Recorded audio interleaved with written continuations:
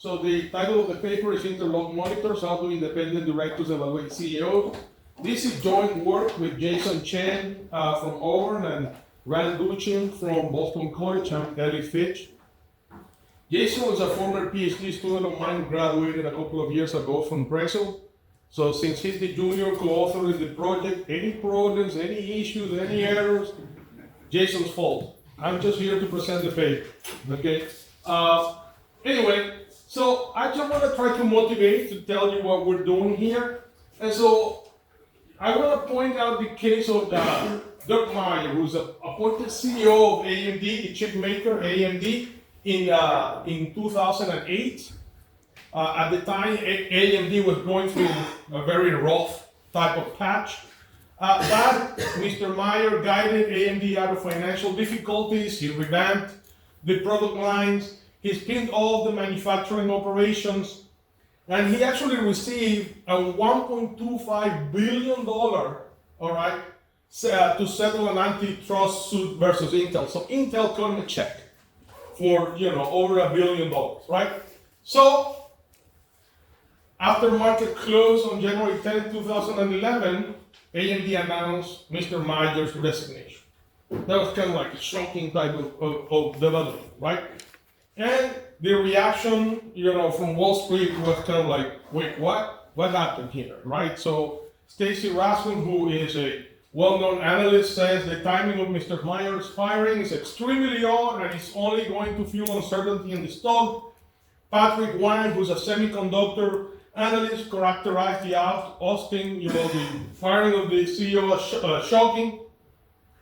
And Raymond James called AMD from underperform to underperform all the way from outperform. So that was kind of like a big downgrade on the stock, right?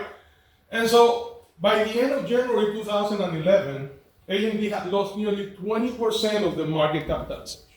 So that was kind of like, give you a little bit of motivation there, right? So this case really highlights the role of the board of directors in hiring and firing CEOs and raises important questions, right? And by the way, this firing of the CEO or the replacement of the CEO is a question in the corporate governance literature that has been sort of analyzed and overanalyzed. There are like 30 years worth of papers on this particular issue. And there's still questions about how do boards make the decision to fire the CEO? How do they evaluate the performance of the CEO? And what comprises their information set, right? What kind of benchmarks they use to say, okay, this guy is doing well relative to what? Okay? The existing literature says that, the guy performing poorly, they're gonna get fired, right? And the literature also says that there are a lot of board and director characteristics that moderate that performance turnover association, right? Like board independence, whether the CEO is also the chairman of the board, whether the board is busy, consisting of many directors with a lot of directorships, the race of the board or the makeup of the board of directors, et cetera, et cetera. So this is kind of like this indirect evidence that the directors influence the CEO turnover following poor performance, right? But we really don't have direct evidence. So how are we going to think about this? We're going to think about it this way, right? So directors are going to fire the CEO if he's a worse than replacement, right? So if we get a better replacement, then we're going to fire him. We're going to let him go, all right? Then the problem is that some of these directors they're professional directors, they serve on multiple boards. And, they really cannot be effective monitored in any one board, right? And so they have time constraints. So what do? They do what other people do in other contexts, right? Which is they use heuristics or rule of thumb to simplify the complex task of monitoring the CEO, right? So one of those rule of thumbs that has been documented extensively in behavioral economics is this availability heuristic, right? Which is that people rely on immediate examples of benchmarks when addressing complex tasks, right? Such as monitoring the CEO. So if we put all of this together, then we're going to sort of develop this hypothesis that says that the directors are going to use the performance of a small set of interlocked firms to evaluate the CEO. So if I am a director in this firm with this CEO, and I'm also a director over there and a director over there, I'm going to see how he is performing relative to the other two CEOs in my directorship set, because I'm a director in 3 boards, for example, right? And so when we try to sort of think about this hypothesis in the context of the example that I just gave you on AMD, well, the SEC filing said that AMD described the resignation of Mr. Meyer as CEO as a termination of employment without cause. But the Wall Street Journal reported that AMD's directors lined up, they all ganged up together against Mr. Meyer, forcing his departure. So one thing is in the SEC filing, the other is what the Wall Street Journal is sort of reporting. When we take a closer look, all right, at AMD's board, we find that our hypothesis is supported by the evidence. For AMD, when Mr. Meyer was fired, AMD was the worst interlocked directorship performer for 6 out of the 7 outside directors on that board. Okay? So this at least suggests that directors are indeed benchmarking the performance of the CEO against the performance of all the other CEOs that they see on a regular basis because they serve on their boards. It's a very simple type of idea. I leave the complex ones to you. I'll try to do the easier ones. All right? So, again, what do? The hypothesis directors use the performance of a small set of interlocked firms to evaluate the CEO. So I'm evaluating that red one against the other 4 because I serve on 5 boards in that particular example. And if the guy is the worst one, boom, we're going to fire. Okay? That's it. Very simple intuition. And so the data sources are classical data sources that everybody uses. I was talking to somebody yesterday at lunch and said, oh, nobody can write crisp and CompuStat papers anymore. I did. All right. I think the key important variable is something that we call percentage worse, which is the fraction of outside directors for whom the focal CEO is the worst directorship performer, just in the examples that I described for like Mr. Myers, for example. All right, so the empirical analysis, let's get to it right away. Okay, and so the first thing that we're going to look at is meeting attendance, right? And so this is at the director level. So if the director is the worst performer, I'm going to be less likely to miss meetings, which is consistent with the corporate governance literature. Firm is in trouble, or I perceive the firm to be in trouble, I gotta go to the meetings. My reputation is at stake. And that's that negative sign over here. All right? If the firm is doing well, if I think the CEO is fantastic and the firm is doing a great job and the CEO is doing really well, then I'm more likely to miss meetings if he's the best one on my side. And these are, economically important magnitudes associated with this coefficient estimate, right?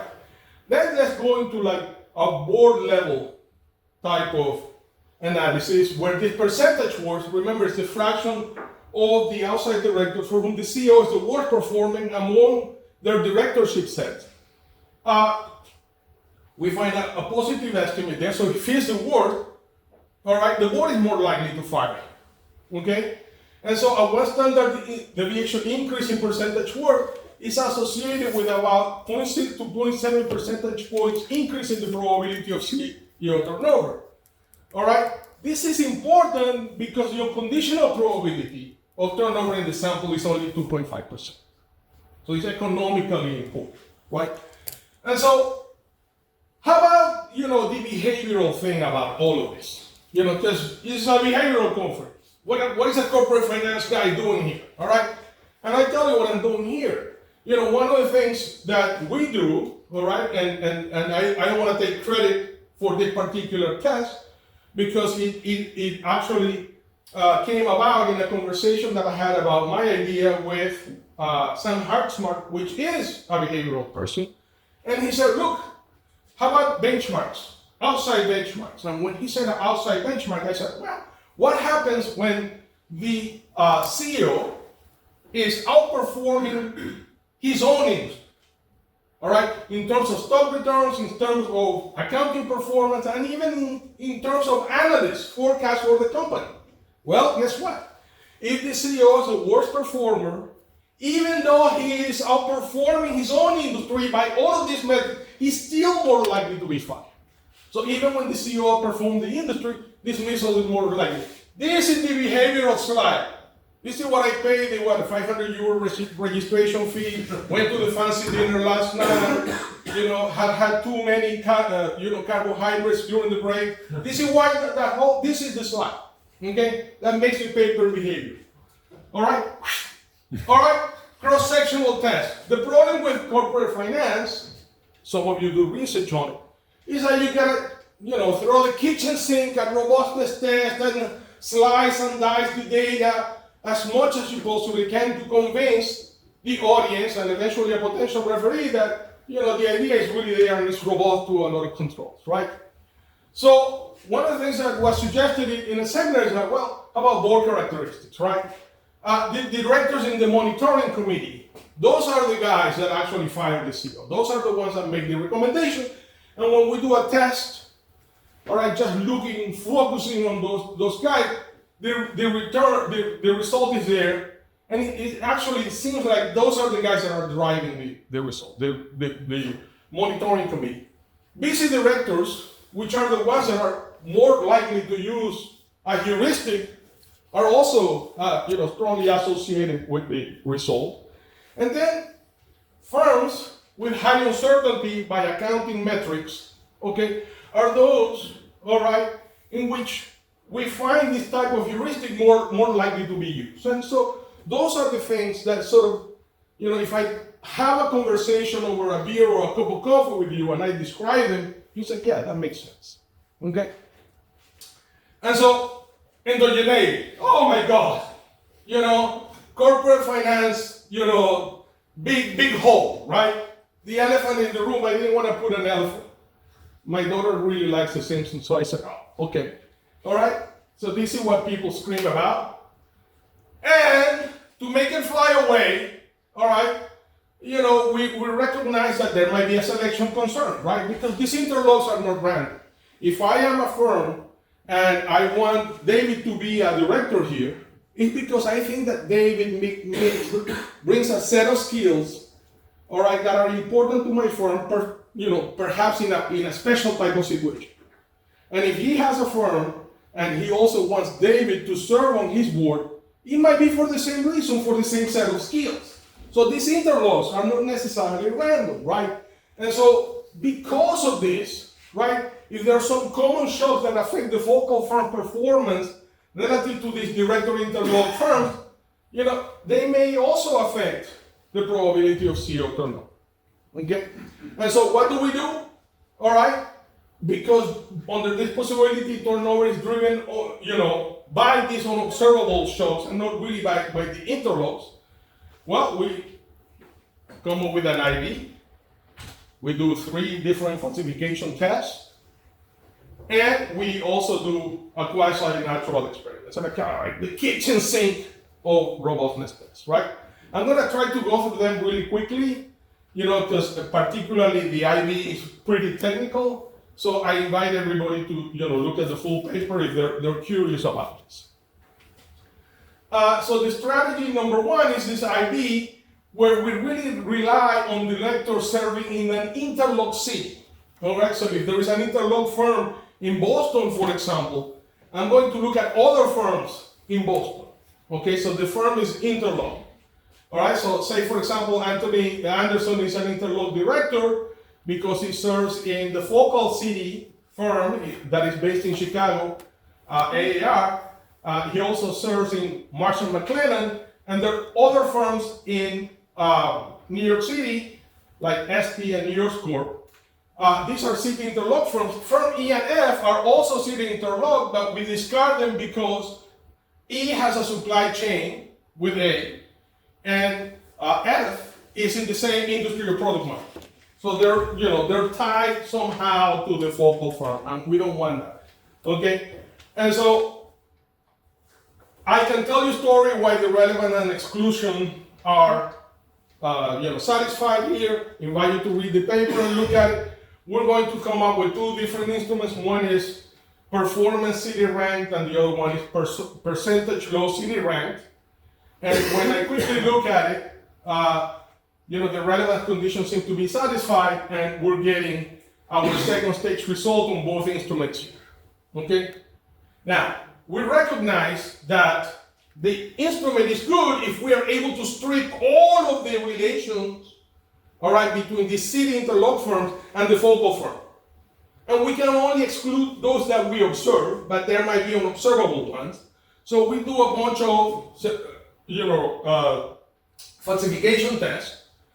The first one, we randomly assign percentage words across firms in the same industry side side.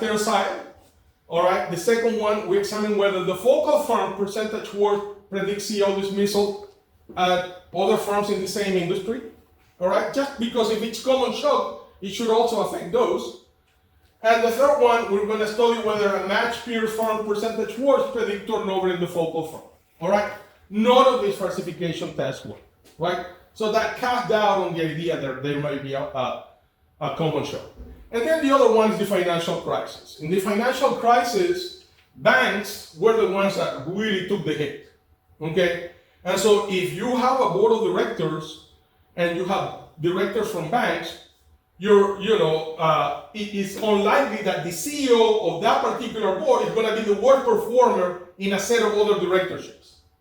Simple logic, all right? And that's what we find, right? We find that if you have a bank director, this guy, potentially the worst, but that the returns between firms with and without bank directors are very similar, and that, the forced turnover of the CEO is less if you have a director of a bank there, okay? So that reinforces the case that this heuristic is actually being used to benchmark the performance of the CEO.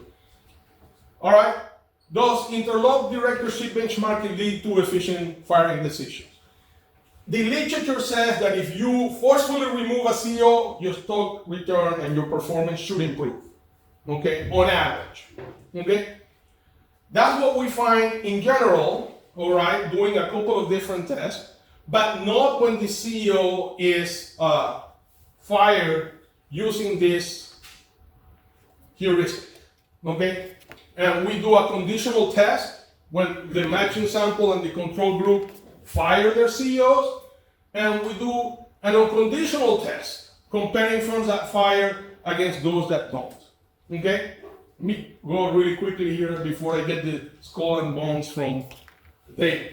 All right. Finally, we do a director labor market test, and in the director labor market test, we find a result consistent with the literature. When you fire a CEO, this guy is not only going to lose that that position, but other directorships.